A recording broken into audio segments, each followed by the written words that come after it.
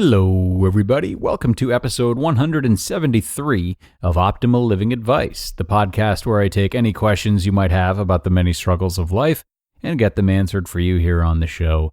I am your host, certified life coach Greg Audino, reminding you before we begin that if you have a question you would like help with on the show, we welcome you to email it to us at advice@oldpodcast.com. Now, today we have a question that was sent in by a woman who's being a little too selfless and feels as though her tendency to look after others instead of herself is really starting to interfere with her life. A good cause, but yet another reminder that too much giving, aka the martyr complex, can be very unhealthy to maintain. Let's take a look at her question. I'm having a hard time living for myself. I have these periods where I'm doing great and I'm focused on me and what makes me happy.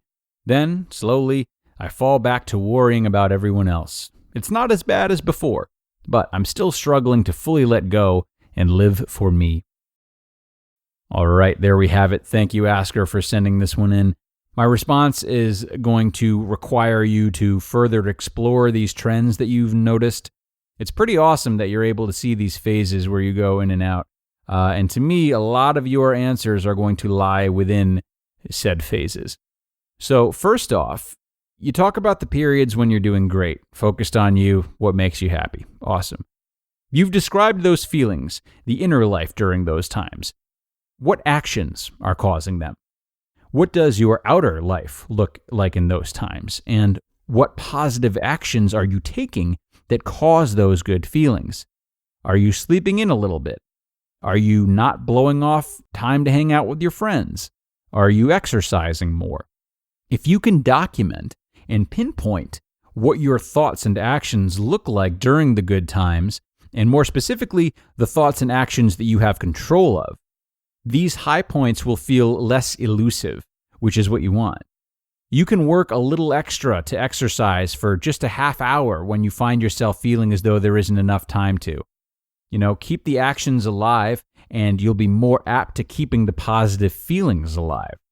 Right now, you seem to be riding that wave, and you can probably call a lot more shots than you realize if you're just able to get clear about when things are good and what exactly you can do to keep it that way. Similarly, you can pull the same move for the times in which you're slipping. What do those look like? It's probably the opposite of the things I mentioned earlier, or, whichever apply to you.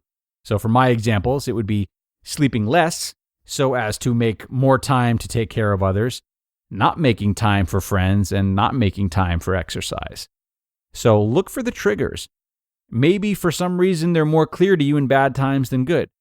Look back to those same small decisions you can make to crawl your way out of the behaviors that are prevalent in the low times.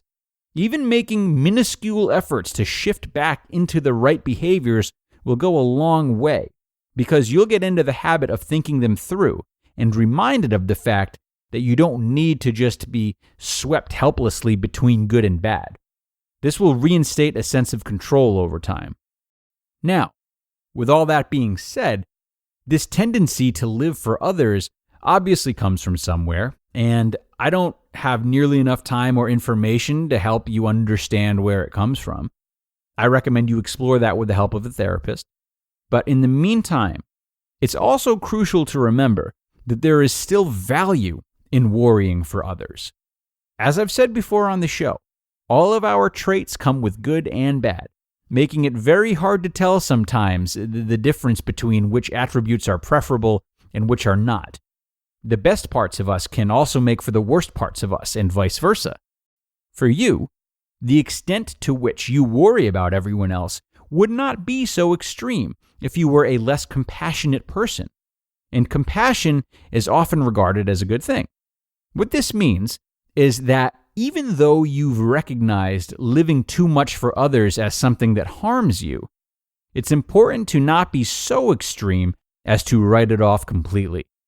There is still a lot of value in worrying for others, and a life without it wouldn't be very rewarding, especially if it's the groove that you naturally fall into. Like everything, it should be kept within reason. So you don't want it to dictate your life entirely, but beware of putting too much shame on the part of you that shows care for others. So combining all the thoughts so far, I think the sweet spot for you is to make time to care for others, but do so on your own terms. And you can get creative with this. Think about the ways that you give to others that you also gain the most fulfillment from. Maybe you were once a competitive swimmer, and one of the ways you care for others now is by volunteering to teach swimming lessons to those who are elderly or disabled. This would probably fall into the category of high enjoyment as well as high contribution. If there are none of these hybrids in your routine right now, make them. Or maybe you can plan each day around 2 significant things you do for yourself and 2 significant things you do for a loved one. The point is that these fluctuations you're experiencing can be melded together by taking bits of living for yourself alongside bits of looking after others. Just like our asker in the last episode might have had a bad taste in her mouth about marriage because it's had an unhealthy presence in her life, you have a bad taste in your mouth about compassion. This is not because there's anything wrong with compassion, but because it hasn't been addressed correctly. But it still can be and should be.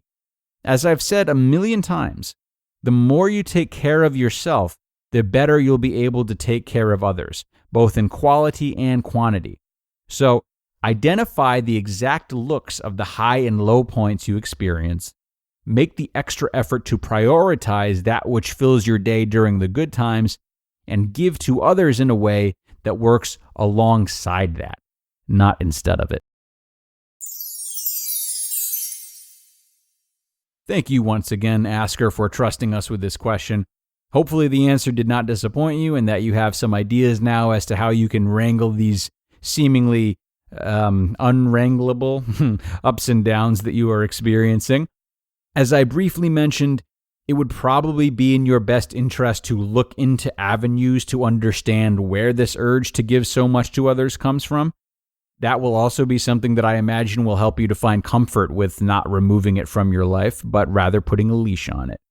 Really, anything you can do to approach the urges with more mindfulness and awareness is sure to help you stay more grounded. That is going to do it, though, everyone. Thanks a lot for being here with me today, and do be sure to come back again for the next one. I will talk to you all then. Take care.